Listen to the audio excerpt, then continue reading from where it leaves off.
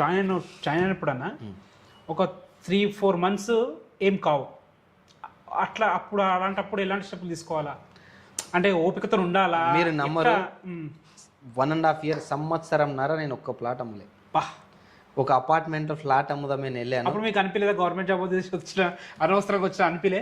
అప్పటికి రిజల్ట్ రాలేదు, రిజల్ట్ కోసం వెయిటింగ్. ఓకే, నేను చెప్పాను కదా 99 విజిట్లు పెట్టాను ఒక అపార్ట్మెంట్ నాగోల్ ఫ్లాట్ అమ్మడానికి. 99 విజిట్లు పెట్టిన వర్షాకాలంలో, ఒక్క ఫ్లాట్ అమ్ముడు. కానీ ఇప్పుడు మీ అంత ఓపిక లేదేమో యూత్ కి నాకు అనిపిస్తుంది. కరెక్ట్, అంత ఓపికతో అంటే ఆన్ ద స్పాట్ లో అయిపోవాలి, ఈరోజు వచ్చిన రేపు అమ్మాలనే ధోరణి కనిపిస్తుంది. దీని గురించి ఏమంటారు మీరు?